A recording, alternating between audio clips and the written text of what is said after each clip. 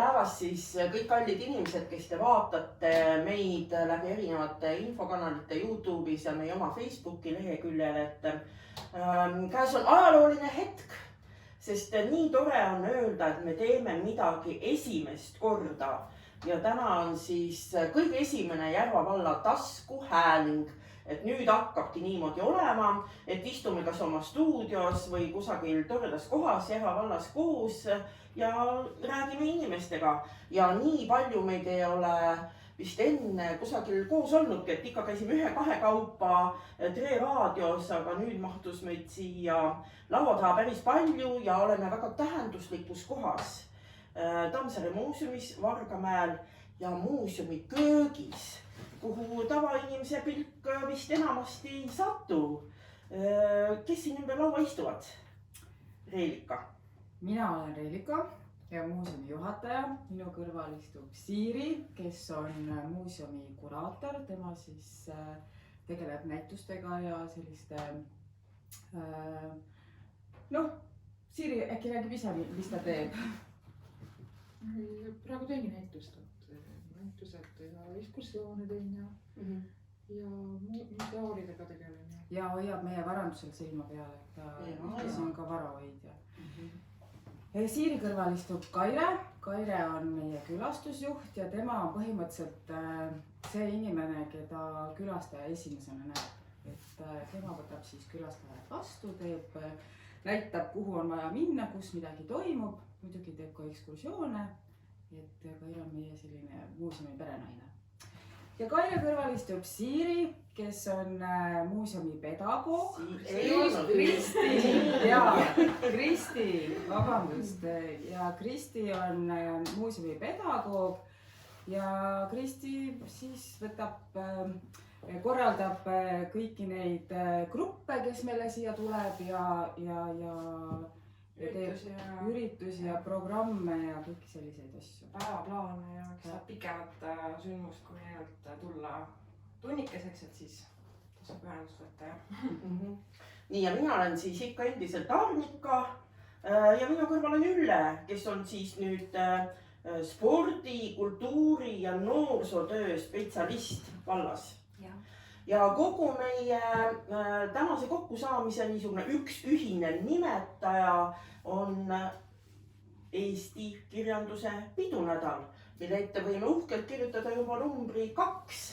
Aga esmalt huvitab meid hoopis see, et köök on imekaunis. Meiega tegelikult on liitunud seal ka poolmagavas asendis meie kass Anton.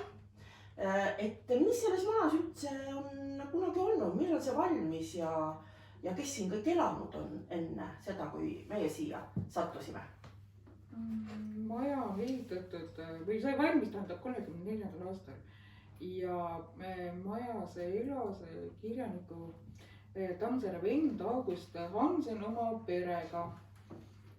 Temal oli 2 poega ja tütar ja nemad siis elasid siin majas.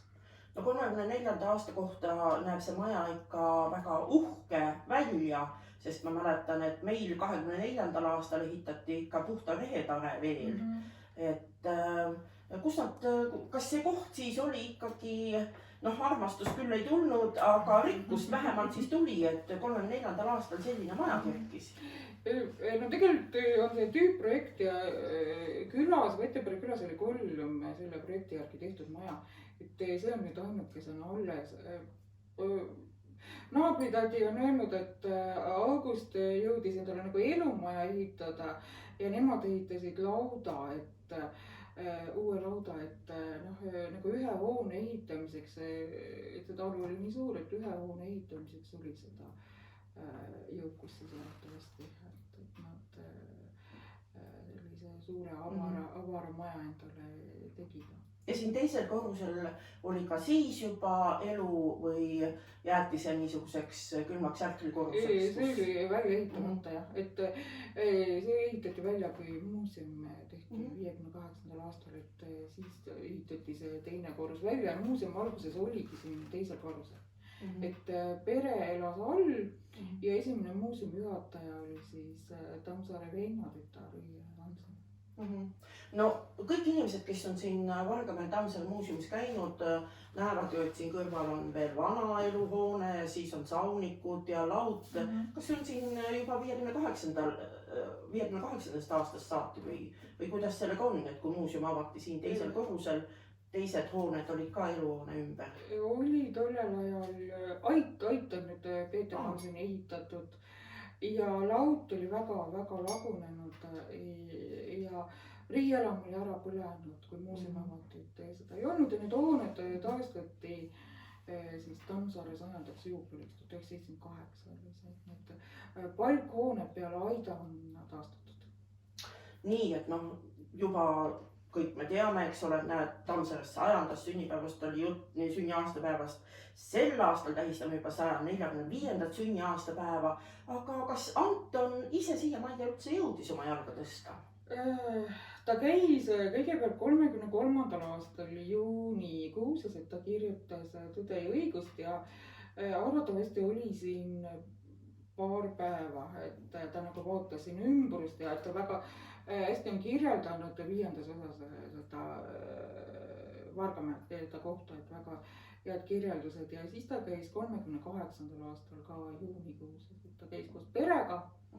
Aga et 38. aastal ta oli ainult nagu hommikul tuli taksoga koos perega, oli siin ja siis õhtul sõitis tagasi, aga neil oli kaasas, et no ega mina tollel ajal ei käinud, aga ta tütar kirjeldab, et neil olid toidukorvid kaasas ja nad siis mingi söömine arvatavasti ka siin majas oli.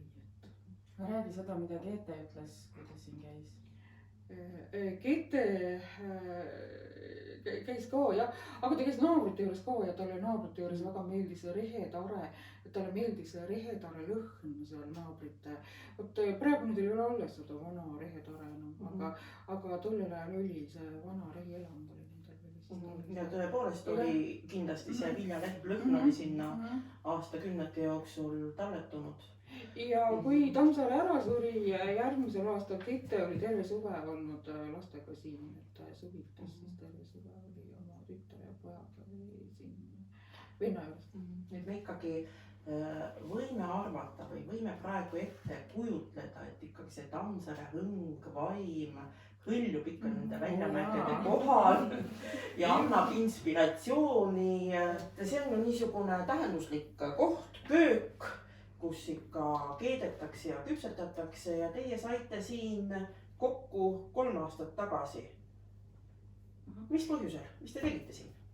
Ikka mina ütlen, et tegelikult me saime sinna kokku 2021 jaanuarikuus ja siis tolleaegne selle piirkonna kultuurijuht Arlet Palmiste ja Reelika, me tulime siia Reelikale külla, et mina nagu uue inimesena vallas ja siis Arlet, et tegelikult me mõtlesime sellele, et siin Albu piirkonnas tehakse ikkagi suurepäraseid sündmuseid ja üldse siin Vargamäe ümbruses, et on ju seoses Tammsaarega just on võistu lugemine, on Tammsaare matk, on kirjanduspreemia väljaandmine ja et noh, see oleks tore kuidagi kõik ühte siduda, et see oli see mõte.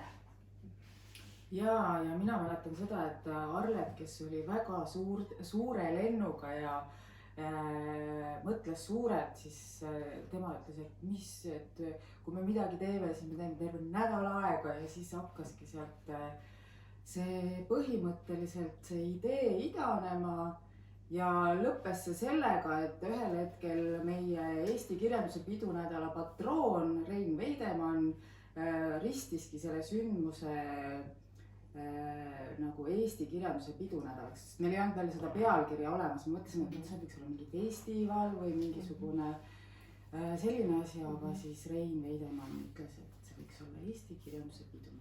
Ütleme siis nii, et kevadel, kui meil jaanuaris hakkas mõte idanema, siis nime sellele sündmusele pani kevadel Rein Veidemann. Et puhtas selges eesti keeles ei mingit festivali, vaid puhas Eesti kirjanduse pidu. Mina olen nagu mõtisklenud selle üle, et kui me ütleme 30-40 aastat tagasi oli Eestis nii palju ansambleid, et me tõesti kõik teadsime neid ja teadsime neid laule, mis nad laulsid. Ja ka nii palju kirjanikke, et me teadsime neid, mis nad kõik kirjutasid ja teadsime neid raamatuid ja varusime neid endale koju raamaturiiulisse virnade kaupa, siis nüüd ju tundub, et Eesti kirjandusel peaks olema väga suur pidu, sest raamatuid ilmub ju sadade kaupa. Eesti kirjandust ma mõtlen just, et millised ajad on praegu Eesti kirjandusel, kes on kõige rohkem lugenud viimasel ajal? No jah, selles mõttes, et kuna ma ikkagi olen kirjanduspreemia žüriis, siis ma praegu hoolega ikkagi ka loen ja muidugi varem ka, aga no mina ei oska sellele nagu öelda, kuidas Eesti kirjandusel läheb, aga minu arust on väga hästi, igale maitsele on. Et selles mõttes, et igaüks leiab endale sobiva raamatu, et lihtsalt jah. No aga kui me paneme nüüd kaalukausile see, mis te kõik lugenud olete, mis siis üles kaalub, kas mõni tõlkekirjandus kusagilt kaugemalt maalt, mõni Nobeli preemia laureaat või on ikka Eesti kirjandus, see kõik see parem? Ikka Eesti kirjanduse. Sa lugesid viimati Eesti kirjandusest niukest? Mina lugesin Jaan Krossi Keisrihullu ja mul praegu tekkis selline mõte siin üleskutse sellesse aastasse, ütleme nii, või teised võiksid ka teha, et meil on selline traditsioon, et me loeme raamatuid ja siis saame korra kvartalis kokku ja siis arutame, et kes on siis midagi lugenud ja siis jagab, et kuidas see raamat tundus ja kuidas ta oli ja minu meelest eriti just, et nüüd see kirjanduse pidunädal on ka tulemas, et täitsa võiksid teised kollektiivid ka võtta sellise asja. Sa nüüd pead silmas seda toredat asja, mis on nüüd ainult jälle vist meie vallale ja sellele piirkonnale omane. See on see lugemisklubi, kus neil on oma sest tegelikult ju Albus on vägev lugemisklubi ka, kus raamatu lugemine ja söögi tegemine käib nagu käsikäes, et tegelikult valmistatakse seda toitu, mis seal raamatus kusagil kirjas on lehekülgede peal ja teil on veel oma lugemisklubi. Ja meil on veel isegi nagu kitsam, sellepärast, et meie loeme kvartalis korra klassikuid, et me isegi ei võta uut kirjandust, vaid me oleme küll koolides ju lugenud selliseid Eesti kirjanduse klassikuid, aga nüüd võtame uuesti kätte ja loeme üle. Minu arust ka see on nagu värskenduseks väga hea mõte. Kas tundub teistmoodi hiljem lugeda kui kooli ajal? Muidugi. Uuesti üle lugeda, et on mingi vanus, mingi kogemus peale tulnud ja raamatud tunduvad hoopis teistmoodi märkad. Sama näiteks Tõe ja õigusega näiteks, et kui võib isegi väiksem paus vahele jääda ja kui meie teeme siin näiteks neid näituseid ka, et siis meil on erinev fookus, et kas me siis vaatame seal mingit liikumisteemat ja siis mingi erinev nurgad, kui sa vaatad seda raamatut, siis sa ka avastad palju uut enda jaoks. Et nagu ühes teoses tegelikult võid, ma ei tea, mitu raamatut leida. Nii et ühesõna kutsume üles igasse kollektiivi, igasse külla oma väike lugemisklubi. Täpselt. Kas ma võin veel ühe hea näite tuua, et meie patroon Rein Veidemann oli siis külastanud Piimandusmuuseumit ja öelnud, et iga eestlane peaks ikka Kalevipoja läbi lugema. Ja nemad siis seal nii toredasti iga hommik alustavad siis päeva Kalevipoja lugemisega koos. Sellega on kohe selle Kreutzwalli. Ja just teed hommikutee kõrvale, avavad Kalevipoja ja ma vaatasin, see raamat on, ütleme, neil on pea pool loetud juba või üle pool, nii et muuseumi teed nad said selle mõtte siis jah. Nii et ühesõnaga selle jutuga me tegime kindlaks, et Eesti kirjanduse pidu on mõtet pidada, sest Eesti kirjandus elab hästi ja seda loetakse koha peal päris palju. Nii, esimene pidunädal sai läbi, tuletasime meelde ka, et mis seal meil kõik naljakalt juhtus, kuidas me kõik lumevangis istusime. Öeldakse alati, et teist romaani, teist laulu ja teist pidunädalat teha on kõige keerulisem. Kusjuures ma väga sellele mõtlesin, et mu kogemus ongi see, et ongi teine kõige ja keerulisem teha, sest see võrdlus esimese sa teed ja sa oled ise nii vaimustuses ja noh, on raskem, eks ju. Nii, nüüd sa juba räägid vaimustunult. aga ma mõtlen, et no see Vargamäe rahvas siin muuseumis on nagu nii tore, et mina olen juba teisest ka vaimustuses. Nii, aga räägi veel esimese vaimustusest, et mis sulle kõige rohkem nagu, noh, millele sa mõtlesid ka hiljem tagasi, et küll see oli vahva? No tegelikult mina mõtlesin sellele koostööle, mis meil nagu vallas tekkis, et need asutused, kõik tulid kaasa, koolid, lasteaiad, no kõik need sündmused ja siis sellele eesti kirjandusele mõtlemise viis oli nii mitmekesiseid ja palju, et see oli nagu võrratu. Mina räägin oma vau-efekti ka, sest ka sel aastal on kirjanduslik oaas samamoodi Albu rahvamajas ja eelmisel aastal oli ka kirjanduslik oaas, kui sa nüüd mõtled sellele sõnale, mis see siis on, saarekene kõrbes, eks ole, kusagil väikesed miraažid ümberringi kõik sellest eesti kirjandusest. Ja ma mõtlesin, et no kuidas see võimalik on. Et tegelikult seda oaasi tahetakse nüüd luua spordisaali põhimõtteliselt, kus mängitakse muidu ka korvpalli, et no kuidas see võimalik on. Ja tegelikult see... Sa kartsid seda, et see... Jaa, absoluutselt kartsin, sest ma olin enda peas nagu kinnistanud mingisuguse mõtte spordisaalist. Ja kui ma tegelikult siis sinna ruumi sel oaasipäeval sisse astusin, siis tegelikult sellist vau-efekti ma ei ole nagu mitu aega kuhugile sisenedes tundnud. Et see oli tõesti nii hubane, kõik need lambid, vaibad, tulbid, raamaturiiulid, ei mingit, see spordisaali tunne oli täiesti ära kaotatud, et noh, see oli tõesti niisuguse kirjanduse pidu paik. Et seda oli küll hästi vahva vaadata.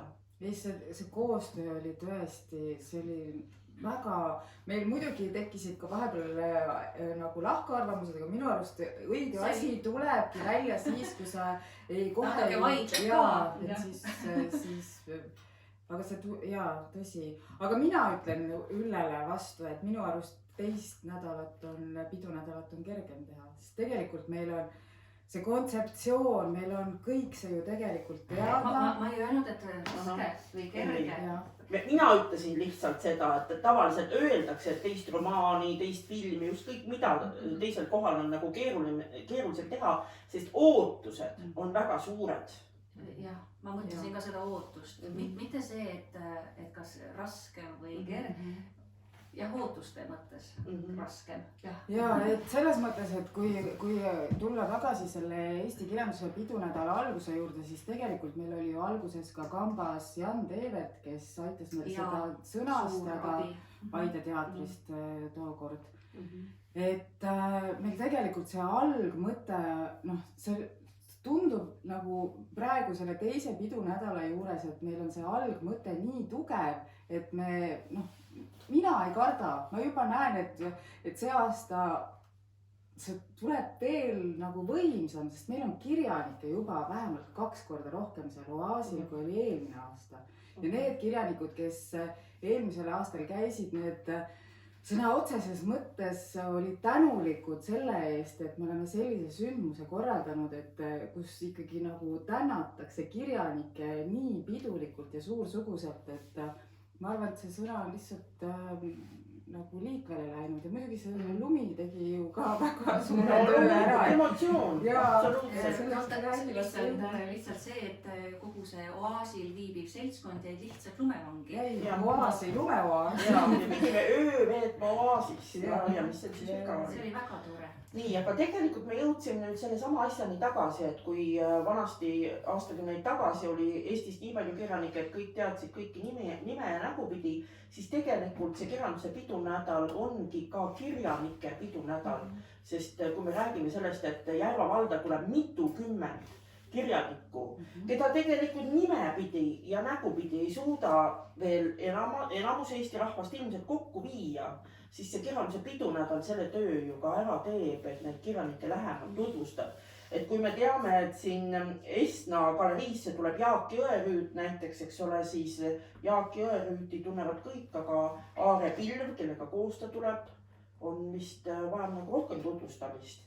Või kui me räägime Tauno Vahtrest või Maarja Kangrost, sest neid ikka ka teatakse nägupidi.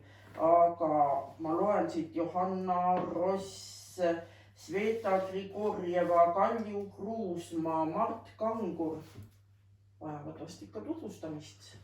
No kindlasti. Veidi kirjandus kaugemad inimesed. Nii et tegelikult pidunädal on ta siis nii Järva vallas Eesti kirjanduse lugejate ehk Eesti kirjanduse armastajate seas, kui pidu peaks olema ka siis Eesti kirjanike seas.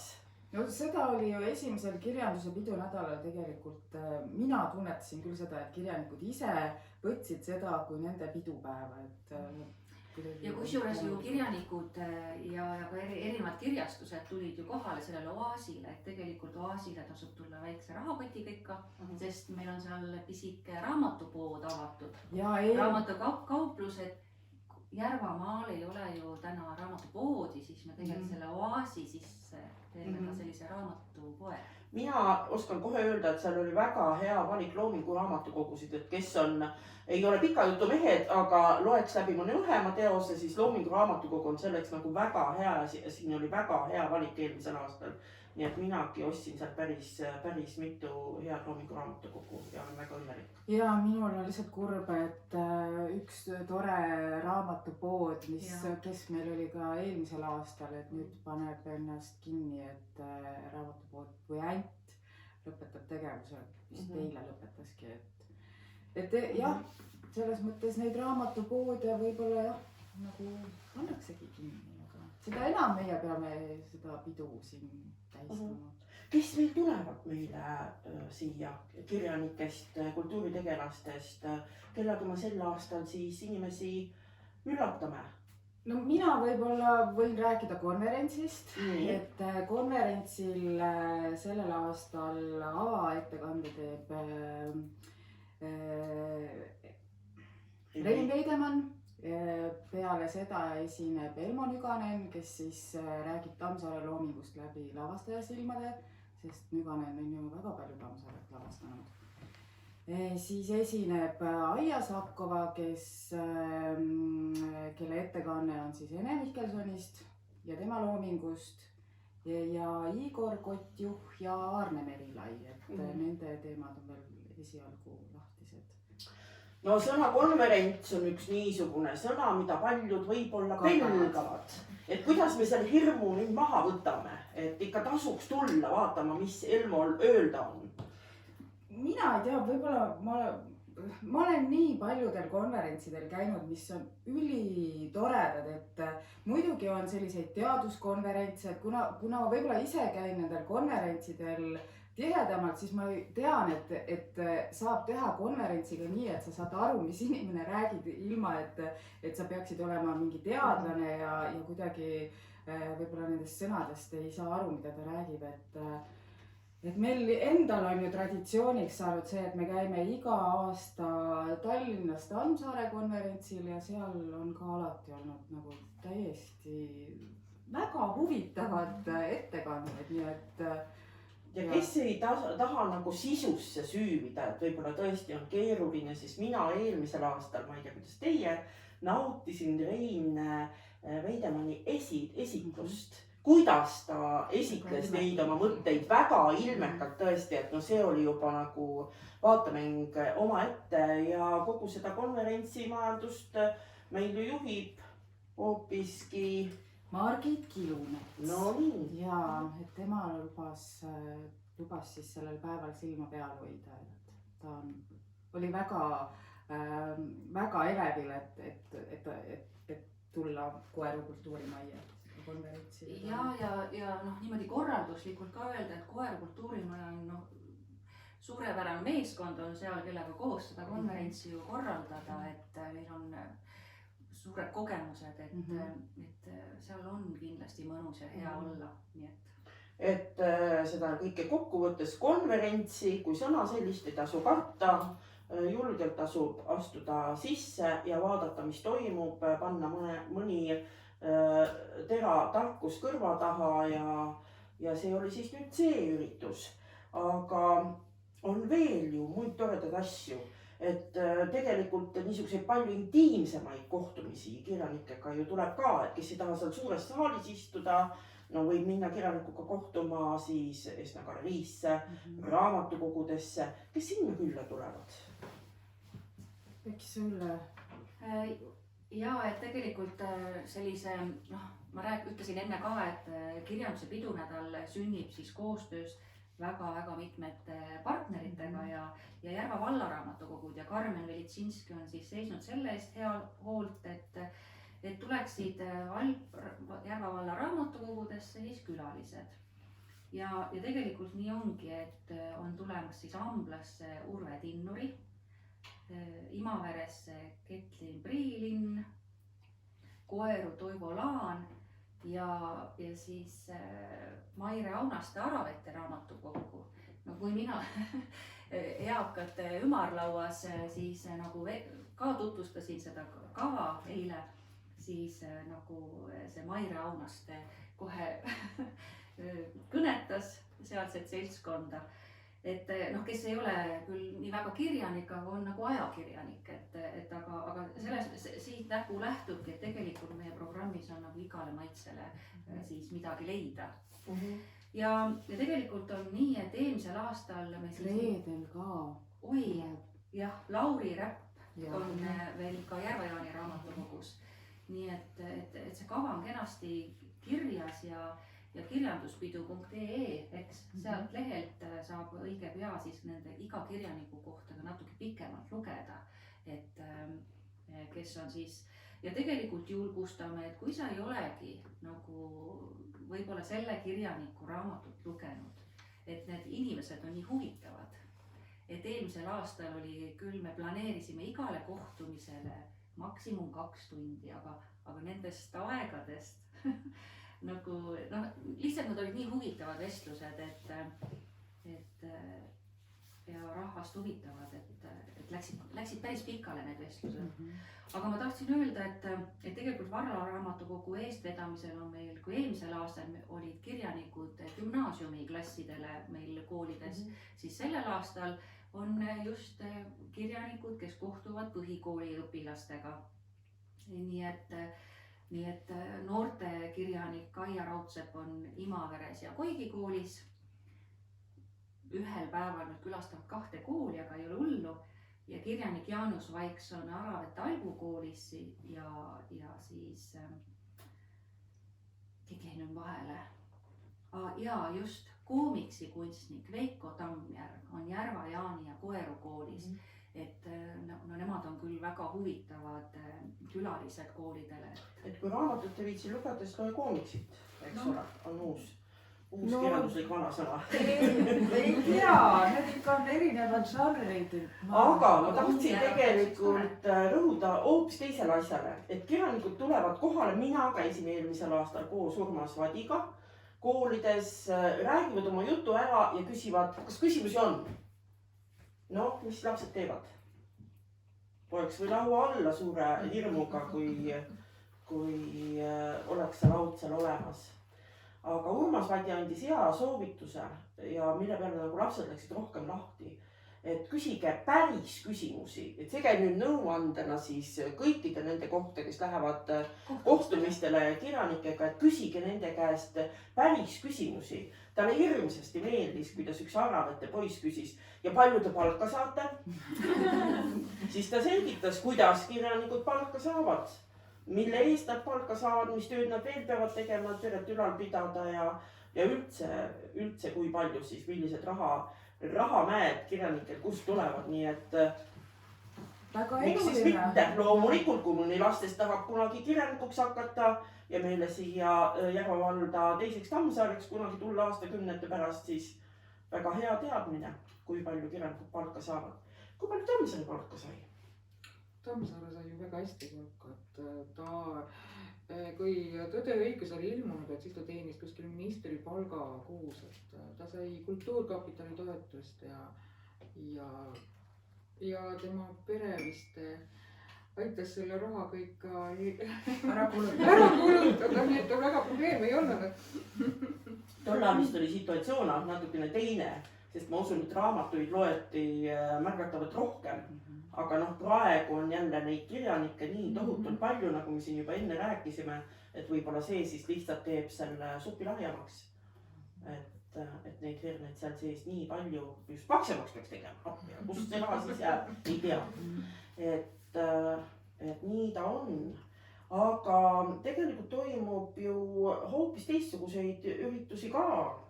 Et minu meelest on nagu väga põnev ettevõtmine olnud läbi aastate koolinoortele mõeldud Tammsaare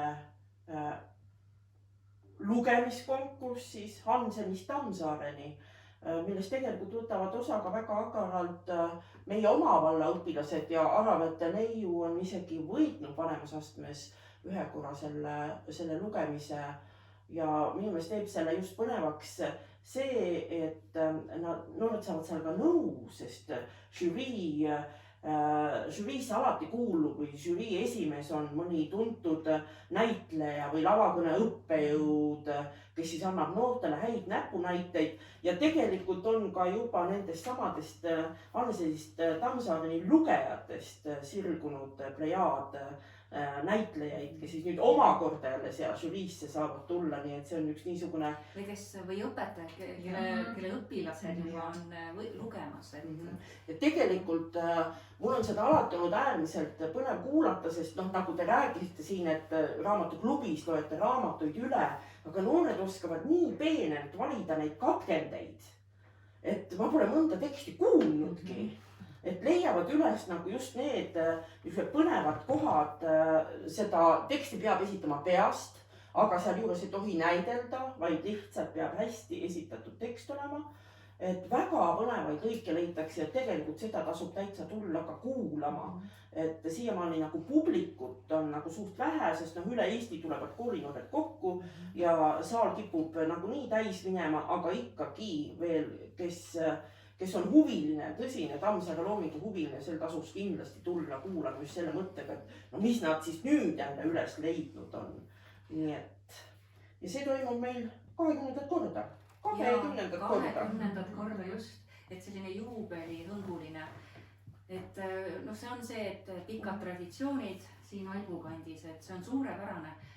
Ma olen sama vaimustuses sellest võistu lugemisest, et eelmisel aastal ma olin esimest korda sellele, et tõesti väga.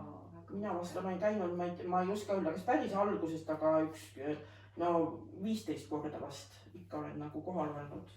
Niika hea võrdlusmoment on, kuidas noored, sest seal ju alustavad pisikestest peale ja siis kasvavad koos selle konkursiga nagu suuremaks kogu aeg, see on tore. Nii, naised, töötate küll siin, aga kui palju kordi te olete jalgsi siia majja astunud? Oi, ka mitu korda. Kas ikka sealt kiriku juurest või tulema hakanud? Või sealt vallamaja eest olete ka tulema hakanud? Päris vallamaja eest ei ole vist. Mina olen palju kaugemalt. Mina olen kaugemal vallamaja. Me elame üsna lähedal, et siis selles suhtes, et siin kui autoga vabad päevad, et tule tööle jalgsi või rattaga, et siis seda saab päris tihti tehtud. Nii, nüüd jõudsime oma jutuga siis nii kaugele, et põhilised sündmused, eks ole, konverents on, oaas on räägitud, matk on räägitud, Tammsaare võistu lugemine on räägitud, aga läheme siis sinna alguse juurde tagasi, see on nüüd täiesti rääkimata, et pidunädal algab Anton Hansen Tammsaare 145. sünniaastapäeval 30. jaanuaril. Mis see päev endaga toob? See on esmaspäev. See on esmaspäev ja see on ka ajalooline päev selles mõttes, et esimest korda tähistame Eesti kirjanduse päeva, mis tähendab seda, et kõik panevad lipud välja ja võib-olla loevad ka mõne raamatu sellel päeval. läbi, et jah, ajalooline sündmus selles mõttes, et Eestil on siis või Eesti kirjandusel on oma päev ja see on 30. jaanuar. Ja veel ka sellega avame 30. jaanuariga avame selle kirjanduse pidunädala et ja avame ka muuseumi aastanäituse, mille pealkiri on Tammsaare reisid ja reietused. juba sassis. Nii. Et avame ka aastanäituse, mille pealkiri on Tammsaare reisid ja reietused.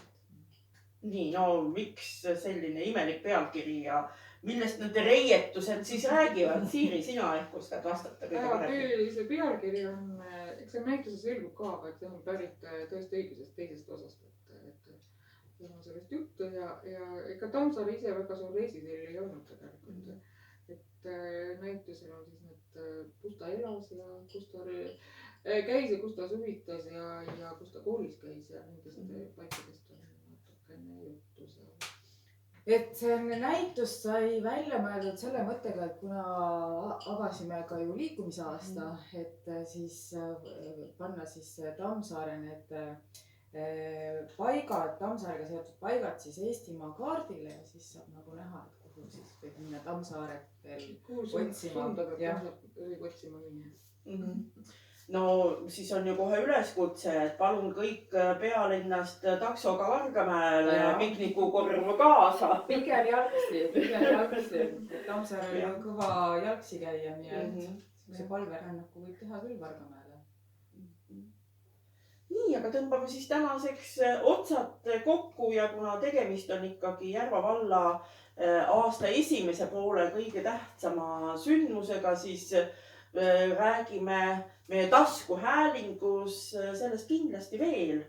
Ja et kõikidele meelde jääks, et Tammsaare saab 145 aastat sünnist ja meil siin tähtsaid ettevõtmisi on ju veel 43. Tammsaare rahvamatk ja 20. Hanselis Tammsaare võistulugemine 46. ja 46. Järva valla kirjanduspreemia Anton Hansen Tammsaare nimeline, siis et see ikka meelde jääks, et kõik see on pärit sellest kohast siin, siis paneme lõppu veel ühe laulu kõlama, mille järgi ka seda kohta väga hästi tuntakse. Mina